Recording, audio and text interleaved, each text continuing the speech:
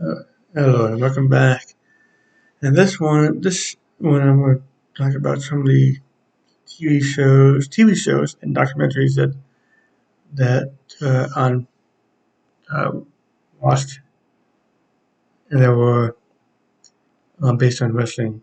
And the documentaries, there's like two or three that I'm going to bring up, but um, they're not WWE produced ones and stuff. And those I'm not going to go great detail on, but these are the non ones, like I said, none that WWE is associated with. So, like the ones that are on the WB network, or like the ones that A&D biography ones, since both of them, since that one was done in conjunction with WWE. WWE. I might one day go through those and see which ones I watched and about that. But beyond that, it's the only ones that were non WWE produced one documentaries. So the first one is the TV show Glow. Between 2017, went from 2017 to 2019, 3 seasons. Was supposed to have a fourth, but the pandemic. And I think they kind of shut everything down. Cut everything down.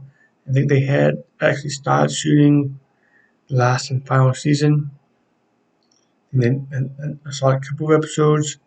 The pandemic hit, and by the time they ended up canceling it. And it's like because that was people won't remember. But it's like, yeah, it's on Netflix. If I don't remember, guess what? I'm on Netflix. I could watch the first 3 seasons again to kind of catch up again. But that was the thing, especially. And this doesn't necessarily have to be just Netflix. Anyone really. It's like with how streaming is today, almost everything is on streaming, so you don't have to worry about people forgetting stuff. Like when you watch something, though, especially if you promote it properly. Uh, let's see. Basically, I'm not gonna go through the stars, but wrestlers that appeared in it, Keir Stevens, also known as Awesome Kong in TNA or Kama in WWE. He actually was one of the stars of the show as well. Uh, got John Henderson, aka John Morrison, WWE. He's now currently joining Elite in AEW. He was Johnny Impact in TNA. He basically, except for WWE and currently in AEW, he used his last name as where he was, though he did use Johnny Elite in his very first appearance um, before he was even signed with AEW. So, but see who else is home attendant, Tyrus, also known as Bruce Clay in WWE, uh, Carlos Edwin, Colito, uh, the, uh, Joey Ryan, uh,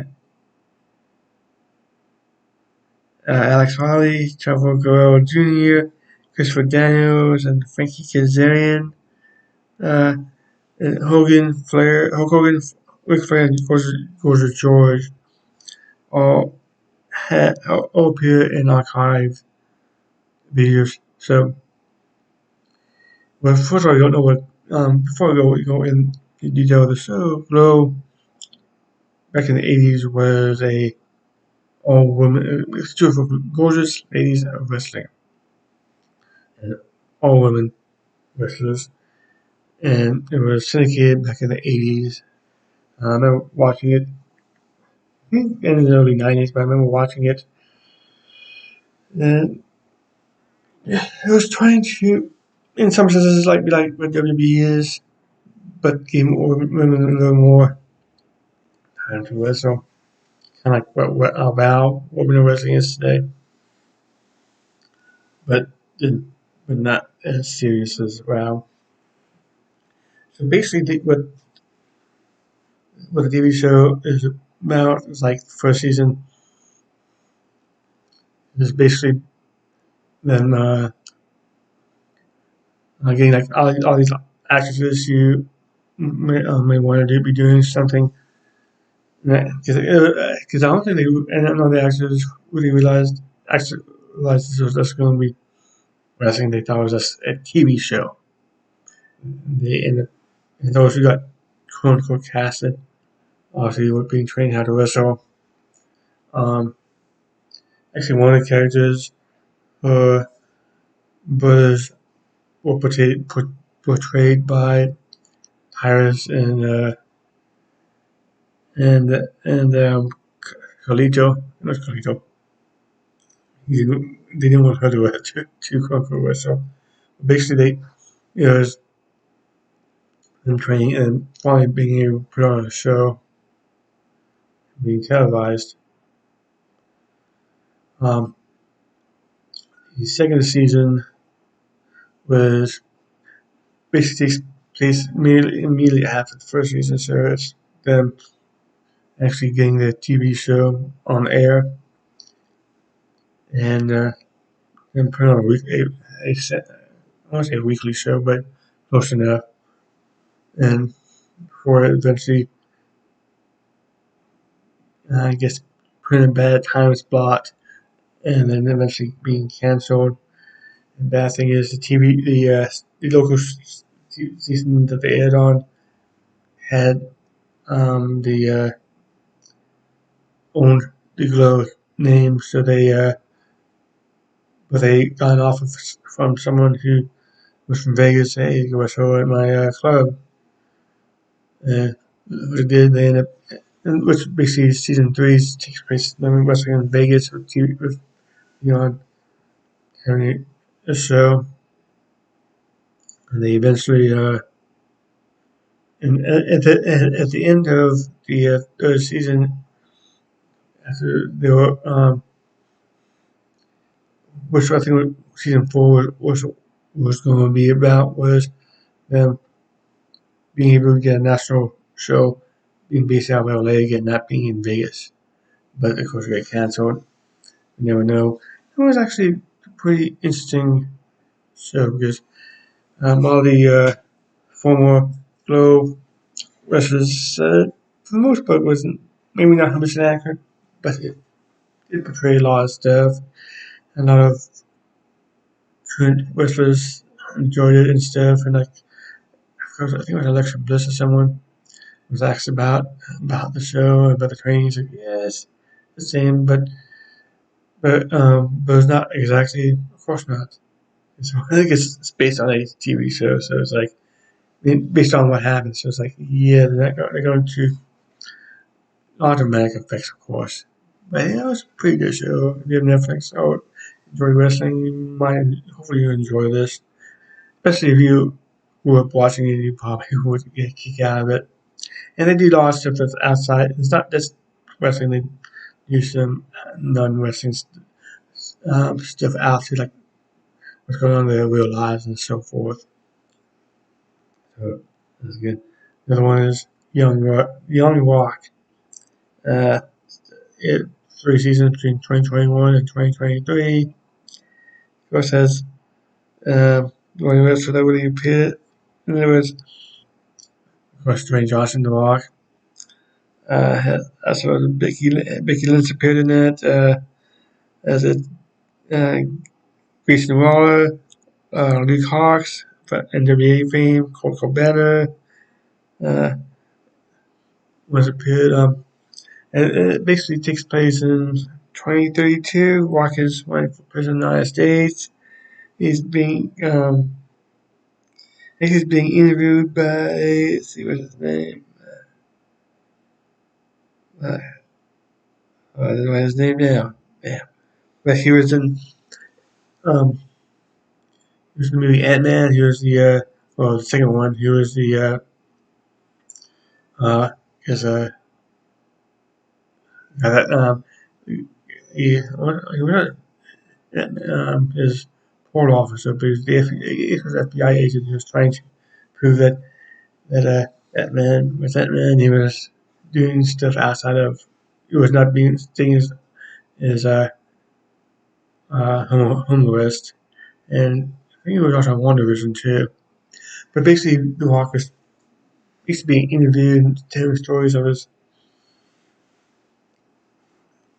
early life, of his child life, and how like back in the 80s, how like all these different top 80s wrestlers used to come over to his parents' house when he was a kid, and there are stories about when he was like in the University of Miami, and stories about his time in WWE and so forth. And NBC canceled it, but there's rumors that might go somewhere else.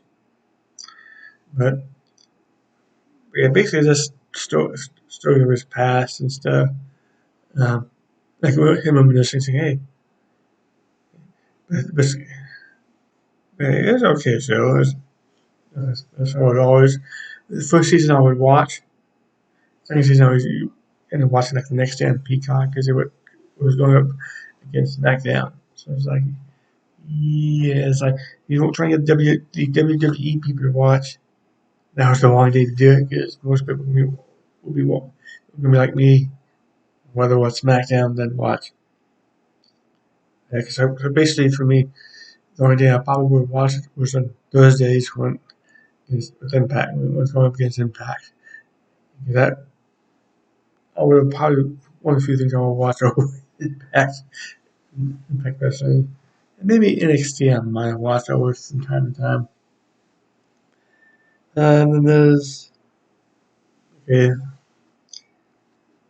this one's a documentary on Netflix called Wrestlers. Um, this came out this year, 2023. It's it follows OVW during the summer of 2022. I think the biggest name is Al Snow is on there, and James Storm has an appearance too. But it's like apparently it, it shows that them kind of struggling, maybe thinking about closing down. Except because I already know that OVW prior to this coming out had a weekly shows on Fight TV or Fight Plus on Fight TV. And they made some money, but like this actually is helping has helped them since it came out. The weekly shows have been sold out because in the documentary shows that having trouble selling their shows out. It's like how hard it was to be in the summer pay per view that they had.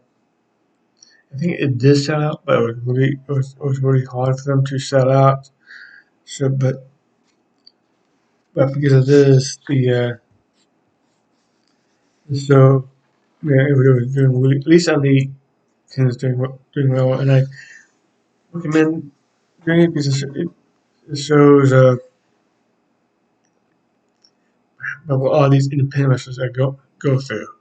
It's not like WWE or AEW where they can pay a lot of money because they're not getting paid.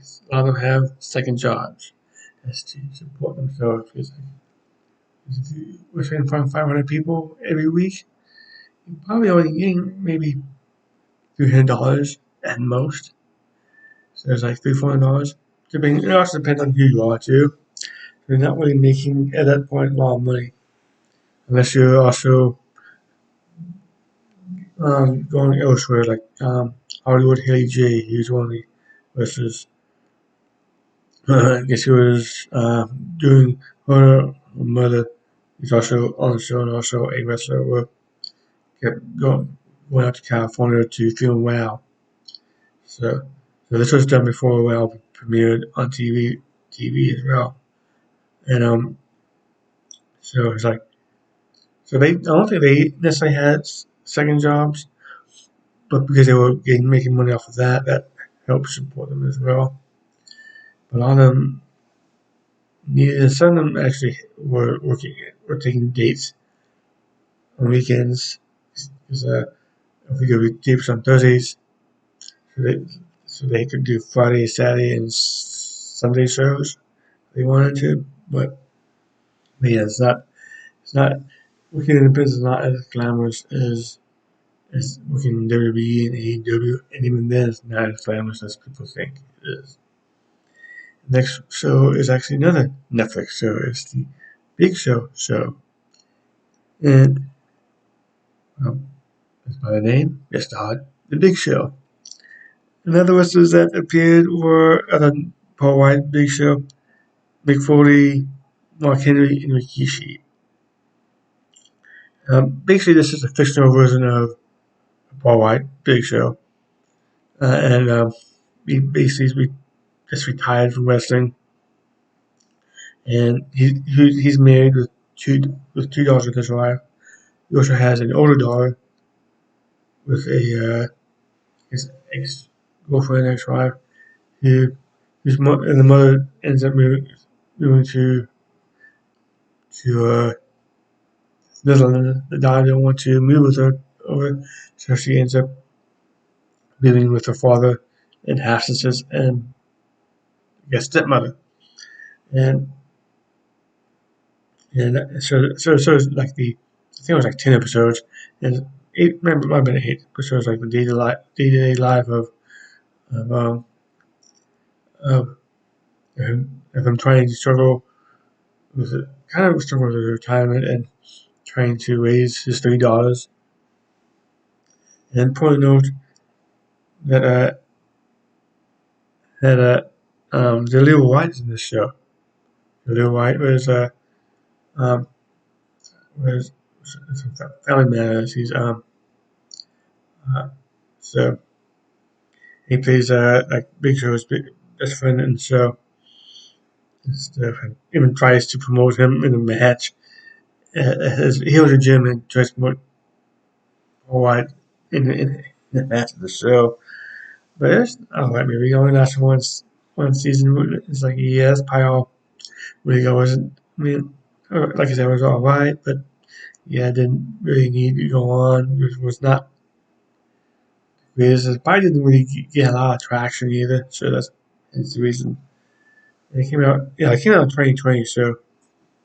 And the only reason I even needed to look out for it because when Paul White was still in WWE, he even said that even he was on Stone Cold Steve Austin's podcast, not podcast, but show he did for Network, WWE Network, and he mentioned that he was going to be he was filming a TV show. They had a couple of episodes already filmed at that point, so this was probably 2019, I guess. And this thought something too. Probably ended because the Big Show not being in WWE. That's probably also um, helped him do since Netflix didn't have an agreement with AEW. I'm assuming, so that probably didn't help keeping the show on air. I think by the time it aired, or not long afterwards, is when Paul White, yeah, it was when it aired because he was in AEW because it was around the time that Paul White and Jade Cargo teamed up against the Big Show. Not Big Show, sorry, my bad, Shaq. Because it was 3 months later, I guess, but he was already in AEW, I think, by that point, or about to go to AEW at that point. Another one is basically documentaries, but on Vice TV. It's been going on since 2019. It's called The Dark Side of the Ring. This is very good. I've seen the majority of the episodes. Some I haven't, but and it's not, and as it says in the name, it talks about the dark side of the ring. I mean, like people wrestlers that have that that great had great careers, but something, but that not to say dark side in terms of trying most like killing people, but has a side that of course we don't see in the public, like Ego's I don't know drug habits like Ego, Sunny, Chris Candido, how drugs some of them spiral spiral out of control or really just like in Chris Guerrero, uh, the like I had one of Brian Pillman, but how his emotional reaction um, led him to drinking and well, probably was already drinking, but probably more drug use.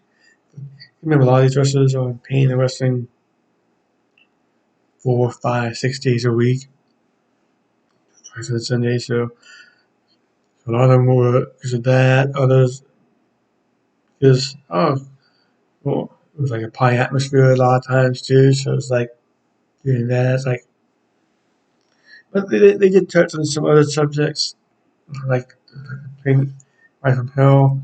And it's like it's like for that one episode, it's like I got stuff I remember hearing about.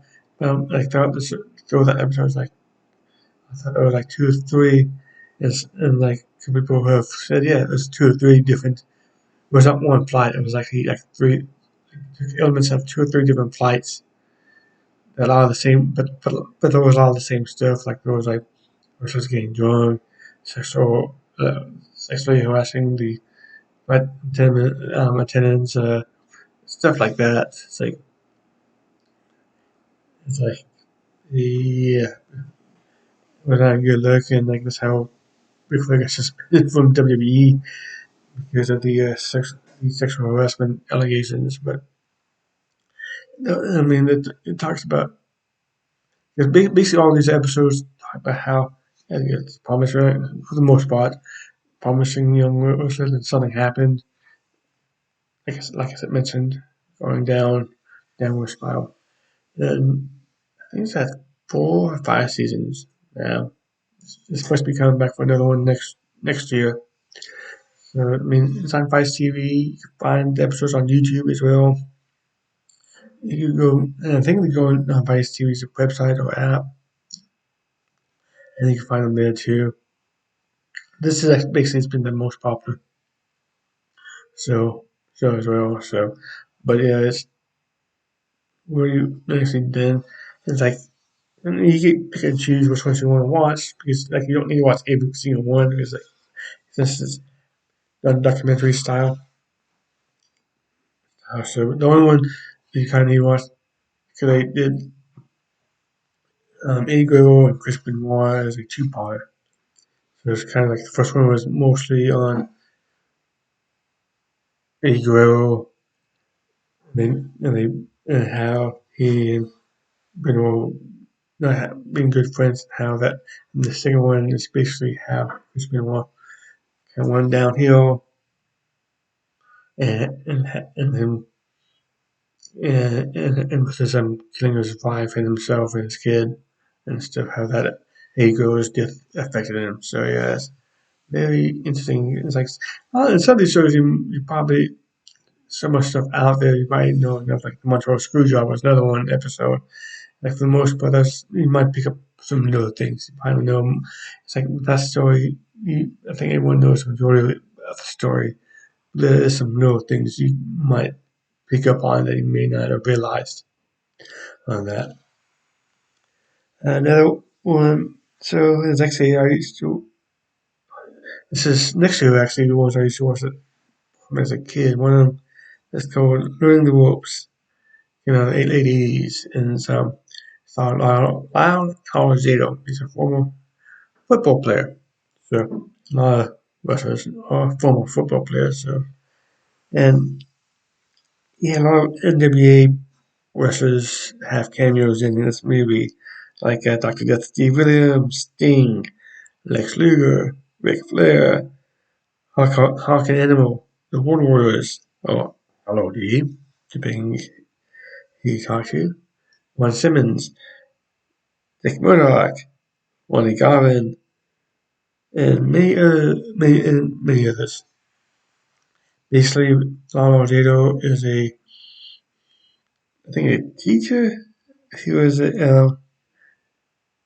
a teacher at pirate school. He eventually becomes, I think, vice principal, but but but he moonlights as a wrestler. His principal knows about it. And Lalo Jado has two, like a couple kids of his own. They know about it, but the principal tells him you cannot talk about. So he wears a mask. So like during the day, he's teaching. At night, he's wrestling under the mask. Lasted one season.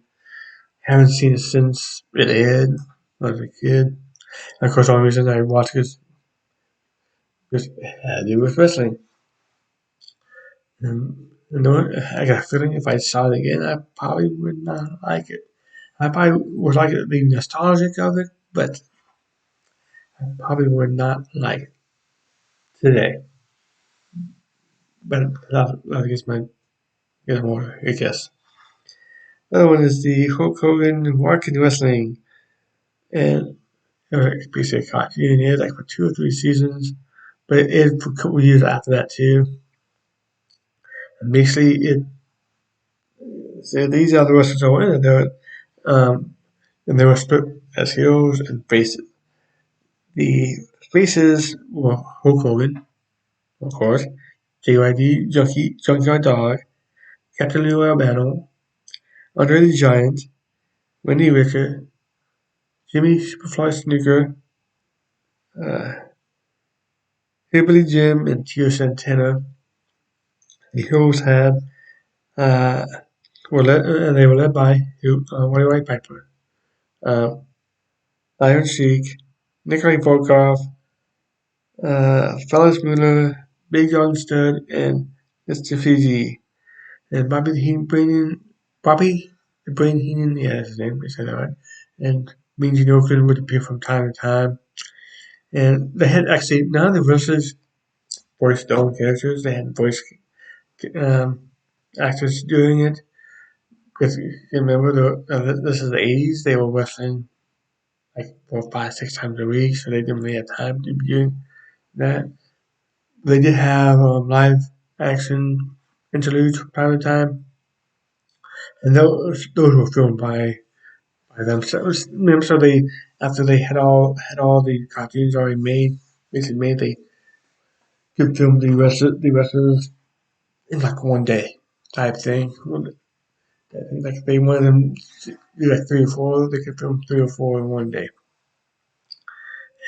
And basically, I mean, the cartoon, so they had 30 minutes. So sometimes they had one segment, sometimes they had two. So it'd be like two 15-minute segments. And two things that I read about this. First off, at one point, I mean, when they first started, Piper was a hero and Andre was a face. By the time the show ended, Piper was a face and Andre the Giant was a hero. But was but by the time they changed it, when they changed sides, it was it had already um, I guess filmed might be the right word, but had already completed the uh, the episodes already, so it would have been a little bit too hard to, I guess, to do it. And plus during the show, when he Richter and Jimmy Superfly Snooker left the show, left WWE as well, but they were still kept in the cartoon. And I remember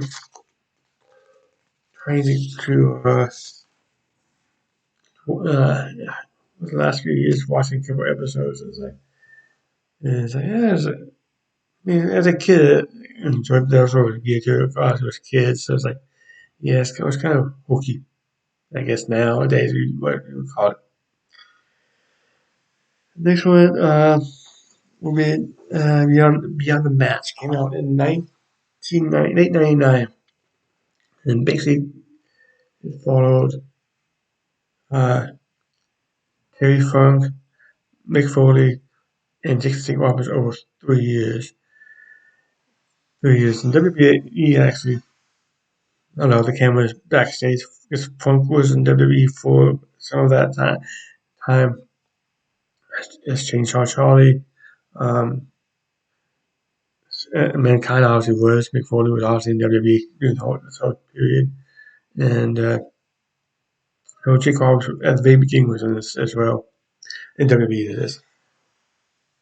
And basically, it's for like careers at different points, and also in their life and careers.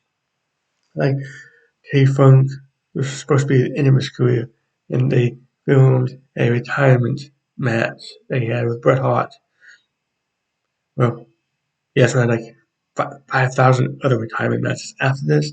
I think he had like 5,000 retirement matches before this. Okay, I'm joking, obviously, but it's like he kept having retirement matches, and I was like, no one. I got to the point where no one was believing him, and until probably his last one, because no one obviously passed away a couple months ago, and I think he hadn't wrestled since 2023. I think he hadn't wrestled since it's getting about 7 8 years since he actually had a match, so he finally did decide to retire. But yeah, it's like it was a big joke in wrestling community about that, especially even among the fans. They always come back, and most wrestlers you see that too. I think a lot of them coming back, and part of the reason I remember is like okay, Terry Funk in the 80s and 90s. He was in WWE. He was actually even in the 70s. He was NWE champ in the 70s. In the 80s, WWE chosen for a little bit. In the late 80s, he was then on WWE slash WC, Jim Crockett actually TV in WCW. He was in Japan. Came back to WCW. I was in WWE for a couple of years. I was in ECW as well. But they were not making the money, a lot of money. Because at that time, because now all the wrestlers have, in the contracts have guarantees, guaranteed money. So it's like if you sign a contract for $100,000 for the year, you know how much you're gonna be making each month, no matter what. So if you hurt, you know you got money. They make obviously you're gonna make more extra money if you're actually on the road in matches or at least making appearances on TV, but not making money. That's why Terry Funk kept wrestling. That's why Ric Flair keeps wrestling, even though last decade of his career he had a guaranteed contract. But you remember, he also has like 10 ex wives. Okay, not that many, but it's quite a bit. So yeah, so PCF Terry Funk, he was his. I'm not sure what number of retirement match it was this time, but his retirement match, and he ended up wrestling like 3 weeks later after this retirement match with Jake Roberts was calling about his being wrestling and also his relapse into alcohol and drug abuse and stuff. He's finally now clean nowadays because he went through DDP I think about 10, 15 years ago. So he's been clean for at least for a good decade at least. Maybe a little bit more I think. But yeah, this time was really bad. I think when he came back to WWE 95, 96, he I think he was trying. I think he was trying to rehab, and he was trying to stay clean, but had a relapse. And even had there was even a scene in this where I mean they don't have it's not showing him doing like crack cocaine, but it is kind of implied that he just did it. So yeah, got pretty bad, but got his life clean, and, and able to help some of the younger talent AEW. AEW. Mick Foley was basically in WWE because this showed him like when he won the WWE title for the first time. And thing is, it also filmed. It was there when he had his match against The Rock, the I Quit match. And the bad thing is, he wrote about this in his autobiography.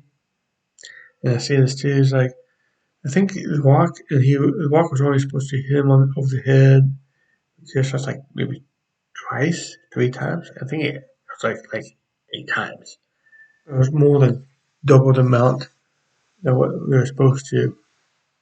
And they cut and you see a shot of Macaulay's wife and his 4 kids now, but those 2 kids were pretty young at the time, like 5 and 6 or something like that. They were still way too young, and it's like you see his daughter crying, and it's like both his kids may have been crying actually, and the horror and shock of his life, and like he's admitted that he probably went overboard. He had to apologize to his family about that. It's like remember this is also 6 months after the Hell in a Cell match he had with Undertaker. It's like it was like yeah, that's those 2 are 2 of the many reasons why he ended up retiring. His Royal Rumble happened in '99, retired a year later. Well, his first retirement, let's say, because he had a couple matches, more matches in WWE over the years, and kind of wrestled full time in TNA, but he couldn't obviously he needed the time off to heal his body and stuff. He might be if he continued wrestling, he might be in a wheelchair today. He might still end up in a wheelchair anyway. So to next 2 that's going to be quickly talk things that talk mentions of 2 documentaries I saw that and I like both of them a lot. First one's the Andre Giant one that came out in 2018 on HBO. And it's like talks about his life and stuff. It's like yeah, I mean, it's like all the stuff, younger stuff is like that's what I got the most out of it though. But I realized because he was tall and stuff how hard it was, but it was like and sometimes you forget like it's like when he passed away and he died in France. Because he went to his father passed away. But he was I think he ended up being cremated. But his body was sent back to the U.S. He was living in Virginia, and they didn't have a casket big enough for him. And they didn't have when he was cremated, didn't have anything big enough to put his body on. So it's like something you have to remember that you forget about some of these wrestlers, even all NBA players, even too. A lot of them are so tall that it's hard for them to normal life or a semi-normal life, normal or as normal as they can, also being in the public eye. Another one is Glow, the story of the gorgeous ladies of wrestling. It came out in 2016. I think that's actually helped inspire the TV show Glow. But this talked about this was on. I saw that on Netflix. I don't think it was a Netflix documentary, but I saw it on Netflix. And it so happened I saw it, and so it must have been right after the first season of Glow aired on Netflix because that popped up almost immediately. I was like, wow, that's cool. And but it basically talked about how low its popularity and its decline, and and interviewed a lot of the wrestlers that in the show. The most famous one is Ivy. Ivy was actually in Glow. Uh, so she's I mean, a few of them still continue to wrestle here and there afterwards. Almost none of them were actually wrestlers. They were saw the show, like I mentioned, were just actresses trying to get a job. Yeah. And with that, thank you, and please come back again.